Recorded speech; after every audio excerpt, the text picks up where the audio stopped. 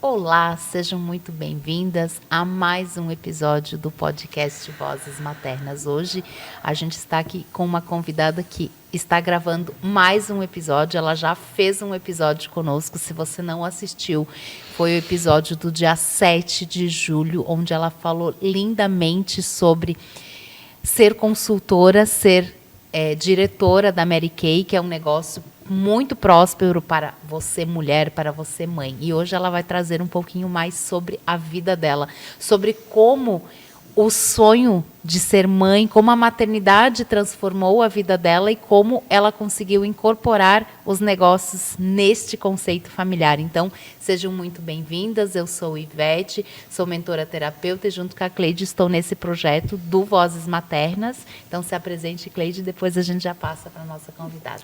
Eu sou Cleide Hoffmann, mentora, terapeuta, e junto com a Ivete a gente tem esse propósito maravilhoso, trazendo sempre o melhor para você.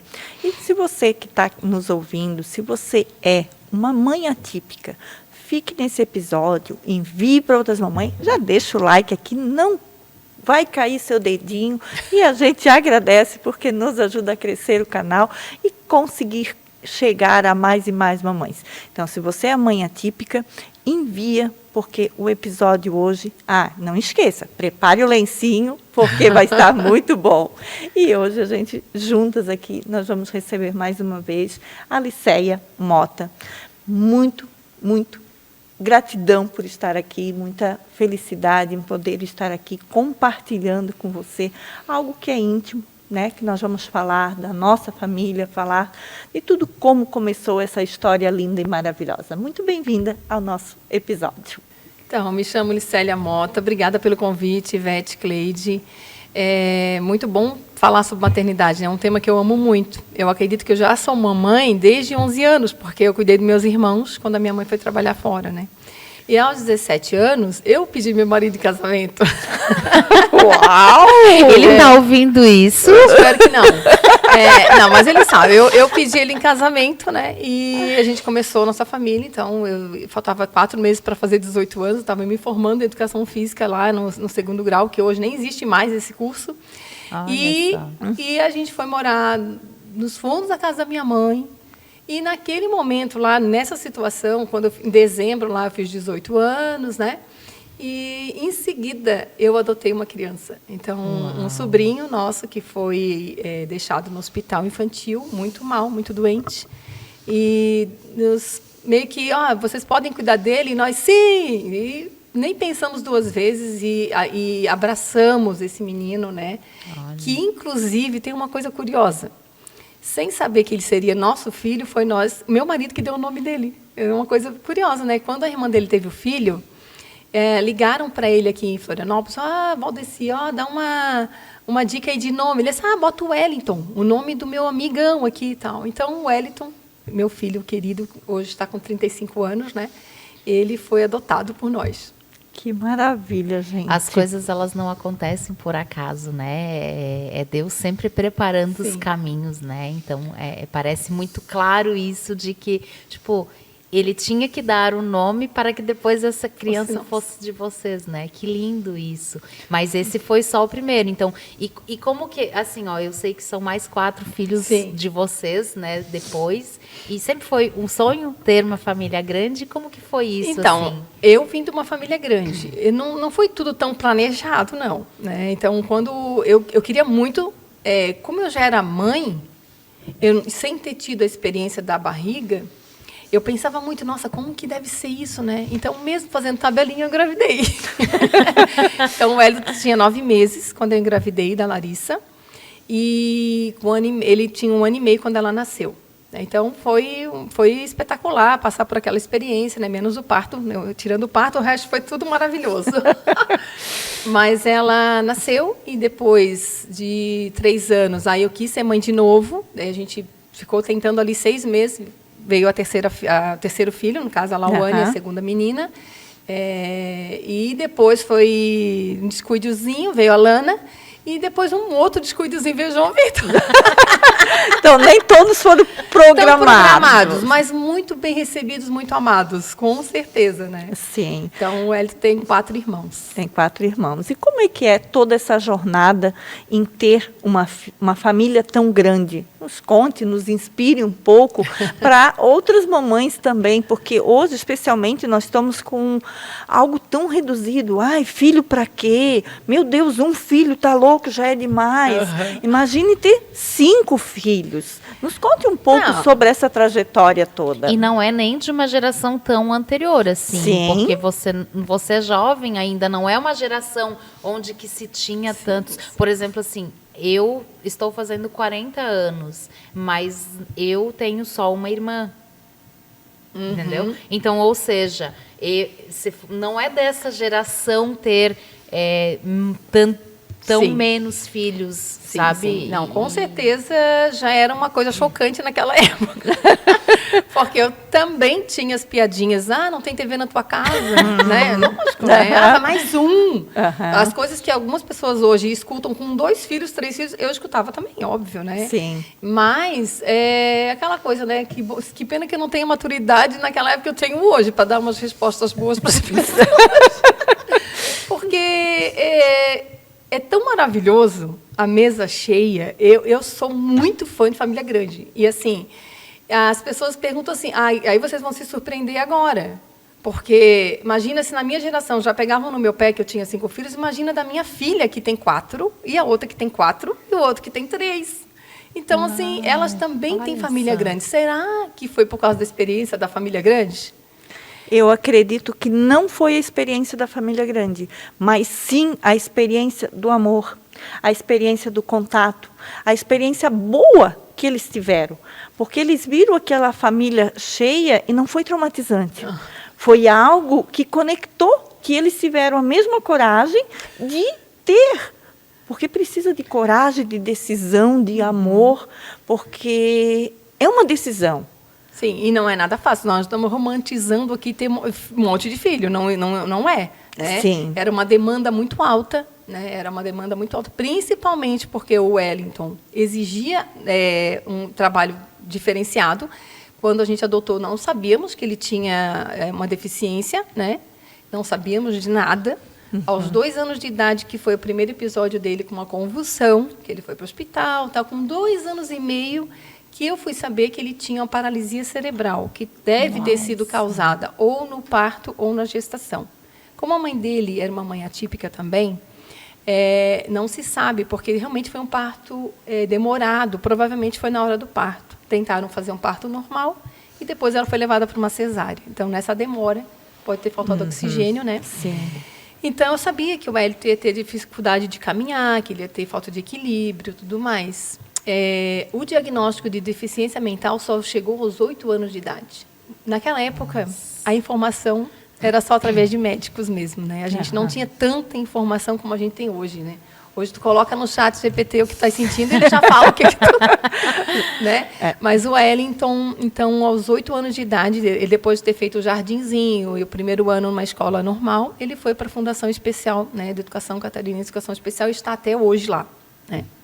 Então, essa dificuldade de diagnóstico foi uma coisa que demorou bastante. Então, eu vivia levando ele em psicólogo para fazer terapia. Se eu soubesse que tinha alguém fazendo um TCC sobre fono, eu ia na casa daquele estudante e a gente fazia o projeto junto com ele. Tudo que tinha para ajudá-lo, a gente tentou fazer. Né?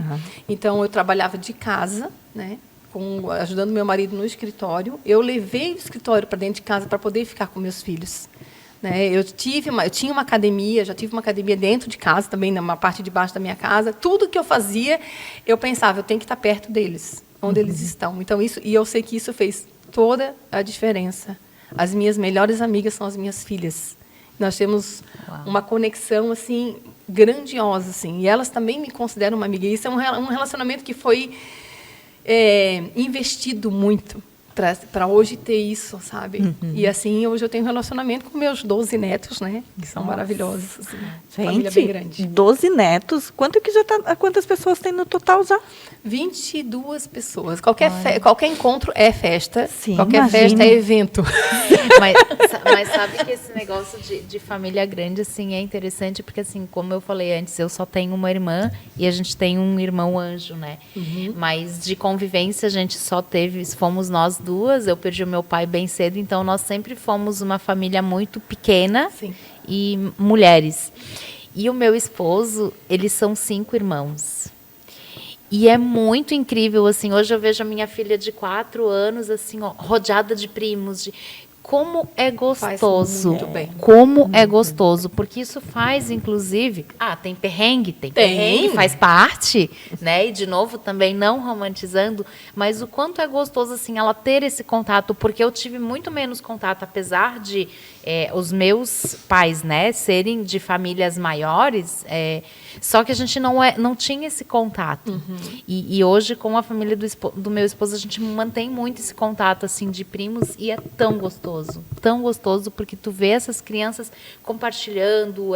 Hoje, quando todo mundo é tão isolado, tu vê eles jogando, brincando, jogando bola, sabe? Porque tem muita criança, e tem muita criança.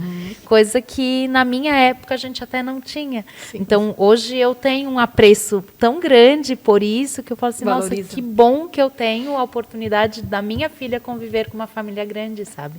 Aí Sem contar a rede de apoio, né? Sim. Que uma é para outra.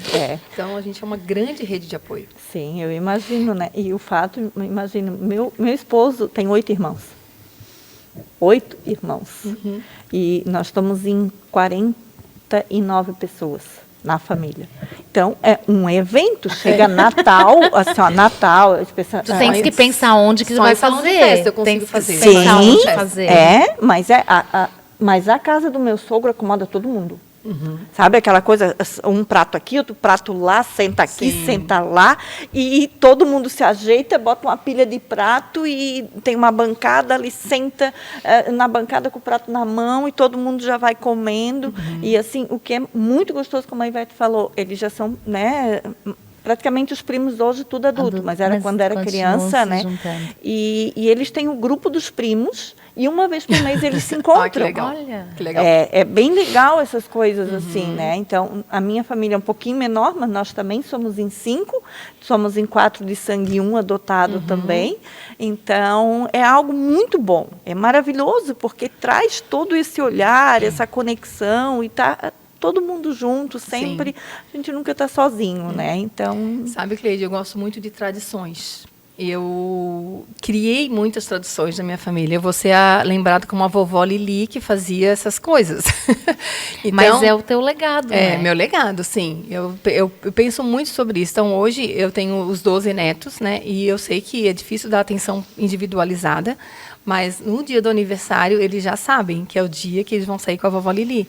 Eu vi você levando ela para o Beto Carreiro. Então, todo aniversário, começa dentro das minhas regras, parágrafo 2, tem lá, tem a regra de a partir dos 3 anos, porque não usa mais fralda e não mama, né?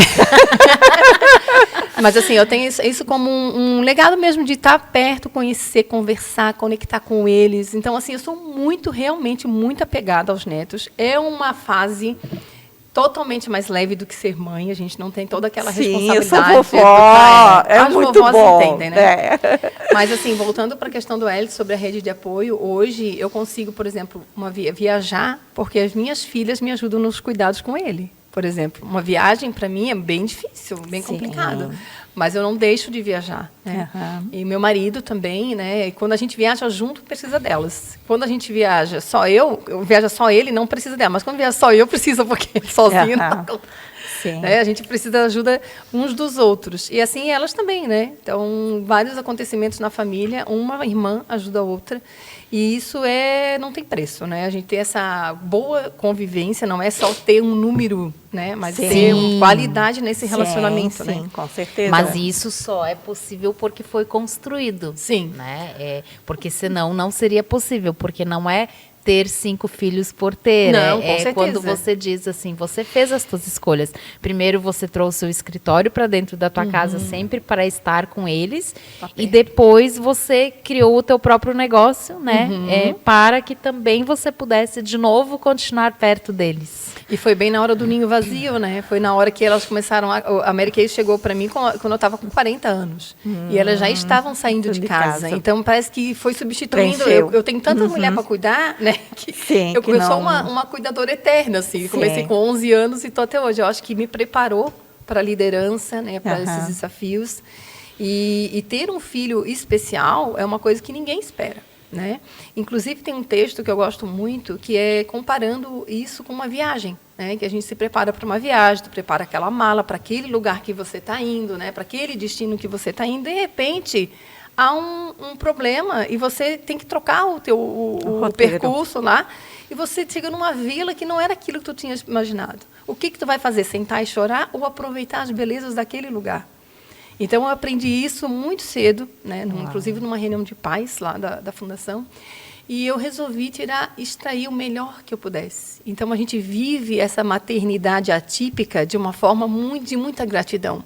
Muitas pessoas comentam assim, vocês foram uma bênção na vida dele. E eu sempre falo, ele foi uma bênção na nossa vida. Uau. Sempre.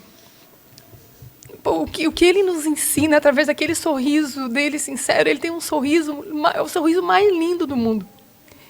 E ele está sempre pronto para cumprimentar as pessoas. Ele nos ajuda a ver que a vida é simples, que a vida é estar com as pessoas, é conexão, né? E com as poucas palavras que durante toda a vida dele ele falou, sempre foram palavras boas. Sempre foi uma pessoa muito amada, tanto pelos irmãos, quanto pelos sobrinhos, pelos meus pais. Então, o Wellington não foi por acaso, né? Como a gente tem falado aqui desde o começo, né? Os propósitos, ele trouxe para que eu pudesse ficar com os pés no chão, né? Hoje, ele é uma pessoa totalmente dependente. Hoje, ele depende da gente para comer, para beber, para dormir, para tudo. Um eterno bebê. Ele se tornou o nosso bebezão. Hoje ele foi todo de jeca para a fundação. E a gente faz ele ter uma vida social normal. Ele frequenta a igreja com a gente, ele vai nos lugares com a gente. Então, sempre foi assim, sabe? A gente nunca escondeu o Wellington. A gente sempre destacou o Wellington, né? Como uma parte principal da nossa família. E uma coisa que eu tenho certeza, né, que faz diferença, e fez diferença, os adultos que a gente formou, que são os nossos outros filhos, são diferentes por causa do Wellington. Eles são seres humanos incríveis. A Larissa, a Laubane, a Lana e o João Vitor são adultos que tiveram um exemplo de cuidado e eles são pessoas diferentes porque eles tiveram esse irmão. Esse irmão formou o caráter deles. Sabe? Desculpa. Não tem que se desculpar. Primeiro porque, assim, você falando, a gente está aqui também, né? Também já vou pegar meu lencinho, porque... Porque é muito lindo, é muito lindo ver essa sensibilidade, ver esse olhar, né? E o mais incrível é que... E eu acho que é isso, sabe? Qualquer criança atípica que venha para a vida de qualquer família, ela transforma essa família. Sim. A gente já fez algumas gravações com mães atípicas e o que você relata aqui é o que a gente ouve da maioria delas, que são estas crianças que transformam mais a vida daquela família. Muito longe de ser um peso, muito longe, mas são as crianças que mais ensinam. Eu acho que o amor, a ingenuidade dessas crianças, que elas são uma eterna criança. Uhum. E elas não perdem a essência, né? Como ela não é moldável pelo mundo, pelas coisas externas. Ela vai ser o que ela é porque ela é aquilo. É pureza total, né? Total. E é a mesma coisa quando chega uma criança dentro de uma família. É uma alegria. É uma coisa incrível. Uhum. E ele, o Wellington, é essa eterna criança. Ele vive nessa ingenuidade, nesse detalhe da vida que te traz sempre para esse lado tão maravilhoso. Sim. Que te traz sempre para o renascer, que uma criança traz a esperança. Ela brota, parece que a esperança daquela família. Ela parece que contagia. E eu acredito que ele deve ser assim, pelo que você me está me trazendo. Sim, vocês vão ter oportunidade de conhecer. Eu conheço ele pelas redes sociais e já fiquei apaixonada quando você mostra aquele sorriso dele. É muito lindo. Mas o que eu acho mais lindo é ver o teu amor.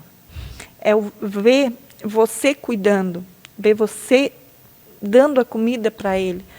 E a gente sente do outro lado da tela. Gente, eu não conheço a família dela em detalhes. Eu não conheço o Wellington. Mas eu consigo perceber e sentir que o amor é real. Você não está ali, ligou uma câmera para mostrar qualquer coisa. Não, você está ali para mostrar o que é verdadeiramente a realidade. E a tua realidade contagia. É um amor que só Deus que consegue te colocar. Meus parabéns. Obrigada, Cleide. Tu sabe que todo desafio, que a gente sabe que é um desafio, né? Nós não podemos dizer aqui que não é. Sim, sim. Principalmente ali, eu sei que hoje, né, nós temos bastante casos de autismo, grau 1, grau 2, 3, enfim. Tenho um neto também que está, né, sob investigação, outro que já tem diagnóstico. Uma coisa que eu sei com toda certeza, né, é que a gente precisa se cuidar, né? As mães, os pais, os cuidadores, né, precisa também ter um olhar para si. No ano passado eu tive uma depressão, né? Eu tenho já o diagnóstico de ansiedade e a ansiedade para depressão é um pulo, né? É muito próximo ali. Sim. E eu não tinha percebido, né? As minhas filhas, que a gente é muito amiga, conversa muito, mãe, será que não é isso? Né? Porque o Eli teve um episódio de pneumonia, ficou internado, depois foi para casa. Ficou no soro em casa. Eu sei que depois desse episódio eu não conseguia mais sair de casa, não conseguia. Então eu fui buscar ajuda, né? Fui buscar a terapia, fui buscar ajuda para que eu pudesse me fortalecer, né? Porque a gente tem que entender que o cuidador precisa ser cuidado. Com né? certeza. O cuidador precisa ter um olhar diferenciado. E às vezes a gente esquece disso, né? Então, como tu falou, eu acho que é tanta conversa, função, porque te carrega tanto, porque absorve energia. Muito, e muito tempo, Sim, porque é sim. diferente. É um sistema de alerta constantemente ligado, né? Quando tu tá com uma pessoa que demanda mais exige cuidados, muito cuidado, E aí uma coisa que mãe sente já sem nenhum culpa, né? A gente sente culpa. Se eu tivesse feito assim, se eu tivesse feito assado. Então eu tenho conversado com outras mães que passam por essas dificuldades, né? E elas têm me ajudado também.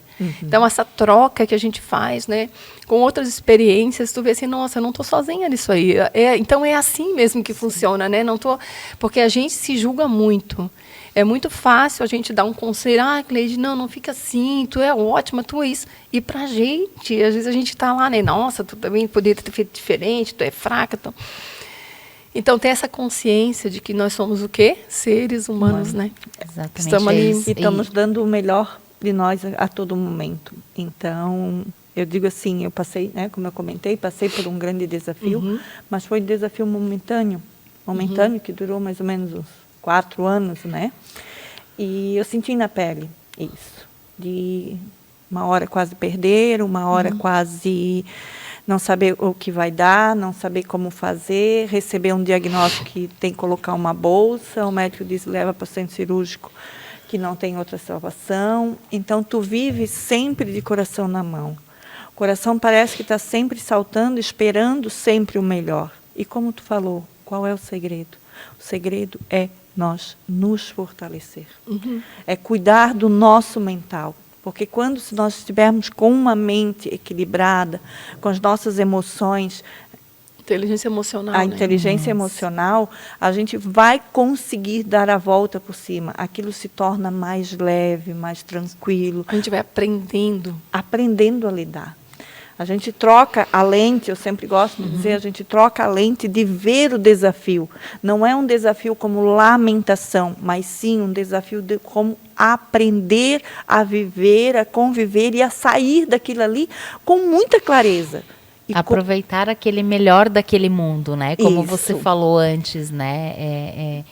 Você pode te lamentar ou você pode sentar. O que eu posso aprender de melhor e aproveitar de melhor na situação? E isso faz toda a diferença, né? Porque a gente tem o trabalho, continua vivendo, continua com os outros filhos, com as outras demandas, tudo acontecendo normalmente, né? Então, aqui tu vai dar prioridade, né? A qualidade. Sim. Então, hoje, quando o Hélio tinha 8 anos de idade, eu ouvi uma coisa do psicólogo que fez a avaliação dele, falou assim, olha, eu sei que vocês tinham expectativas em relação a ele, que geralmente o que acontece com os pais é a frustração das expectativas que ele tem em relação ao filho, né? Ele falou, o propósito de vocês tem que mudar agora. O propósito de vocês é fazer ele feliz. Quando ele falou isso, mudou uma chave na minha cabeça. Então, nós vivemos esses 35 anos, né, com Eliton, fazendo com que ele fosse feliz. Tudo que tinha, todos os projetos que... O Eliton já viajou para Minas Gerais para dançar. Uma dança e inclusão, um projeto mundial que teve lá. A escola foi selecionada, a gente conseguiu reunir recursos, viajamos, ele andava na época, né? Eu viajei com a turma toda, foi uma experiência inacreditável, estar com aquelas crianças especiais todas reunidas, dançando.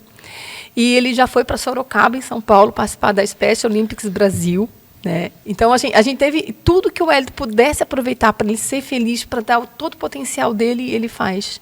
Hoje, né, ele mal consegue movimentar uma mão, um braço, mas se ele consegue, a gente vibra, a gente comemora aquilo, sabe? E isso que faz a diferença, ele se sentir feliz. Quando ele faz qualquer movimento, a gente fica feliz, a gente comemora aquele movimento, sabe? E eu sei que o Hélio trouxe para mim, me tornou a mulher que eu sou hoje, né? Esses 35 anos sendo moldada por uma pessoa que veio diretamente da presença de Deus. Eu acredito muito nisso, sabe? Que são pessoas escolhidas. Então, eu agradeço a oportunidade de estar falando sobre isso aqui com vocês. Eu acho que nós temos a agradecer, sabe? Eu acho que nós, eu, a Ivete e quem está nos ouvindo, tem muito a agradecer, porque é conectando com outras histórias que nos fortalece. É a outra pessoa que está ouvindo, que é uma mãe atípica, ela também dizer, uau, eu não estou sozinha.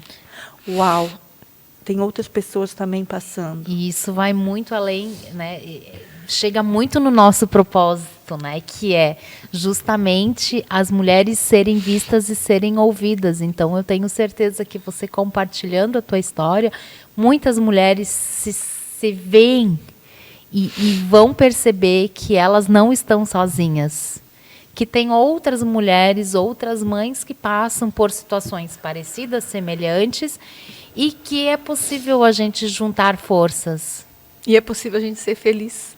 Porque o fato de eu estar chorando... Porque eu já tentei contar essa história do Hélio várias vezes sem chorar, mas eu sempre acabo chorando. Mas tá sabe tudo que... bem. Sim, está tudo bem. E não é um choro de infelicidade. Eu sou muito feliz e muito grata, sabe? Mas dá para perceber que não é tristeza. Sim, que é emoção. Que é emoção. De gratidão. Liceia, nós estamos indo para o final. Mas tem algo que está aqui dentro que eu preciso te perguntar. Qual é o segredo para conseguir conquistar essa família da maneira que você criou, da maneira que você educou? Deixa aqui para as mamães, para nós encerrarmos com chave de ouro. Tá bom. Eu acredito muito, muito mesmo, que se a gente colocar Deus no centro da nossa família, tudo isso vai ser conquistado. Eu venho de uma família que não tinha religião. Meus pais não tinham religião, a gente não frequentava nada. Aos 14 anos de idade, eu senti um vazio muito forte, muito forte. Durante muito tempo eu chorava às noites, pensando o que vai acontecer com a minha vida depois que eu morresse, meus pais morressem. E eu perguntei para minha mãe, eu posso escolher uma religião para mim?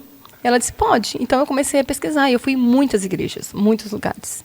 E eu conheci a Igreja de Jesus Cristo dos Santos dos Últimos Dias, aos 14 anos. Minha mãe permitiu, assinou para que eu pudesse me batizar. estou até hoje lá. E lá eu vi que eu não sei se eu seria a mãe que eu sou hoje, que teria os filhos que eu tenho hoje, se eu não tivesse o Evangelho para me ajudar nisso, né? Então, a gente tinha uma tradição. Toda segunda-feira, reunião familiar. Todos os dias, oração. De manhã, na hora do almoço e à noite. Então, meus filhos foram criados fazendo oração, lendo as Escrituras diariamente. E hoje eu vejo as minhas filhas fazendo a mesma coisa com os filhos dela. Meu neto tem 14 anos e ele não tem celular. Até hoje. Então, não há uma necessidade disso. Existe um relacionamento familiar focado, né? Não somos perfeitos, não somos nem perto disso, mas somos pessoas que buscamos ser melhor, né? Ser melhor marido, melhor esposa, melhor filho, melhor irmão, melhor irmã, com todos os perrengues, com todas as coisas que acontecem numa família normal, só que com Deus ali presente, né? Então, palavrão, não sei o que é isso, meus filhos não sabem o que é isso, meus netos não sabem o que é isso, né? Então, a gente cumpre a palavra de sabedoria também, não bebemos, não fumamos, enfim. Tem coisas, a gente se diverte, a gente dança, a gente faz tudo normalmente, só que a gente tem uma crença muito grande, né? E a gente acredita que as famílias podem ser eternas. E isso, para mim, e tem uma frase que é um lema na minha vida, que é: nenhum sucesso na vida compensa o fracasso no lar. Uau! Essa frase é de David John Mackay. Fechou agora com chave de ouro. Infelizmente, a gente realmente tem que encerrar. A gente quer te agradecer do fundo do coração. Foi lindo, lindo, lindo. Gratidão. E espero que você também tenha gostado desse episódio. Fique aqui com a gente, porque nós vamos trazer muito mais coisas boas. Beijo, beijo no coração e até o próximo. Até o próximo, gente. Com essa frase nós podemos encerrar. E muito, muito obrigada. Gratidão, minha querida. Obrigada.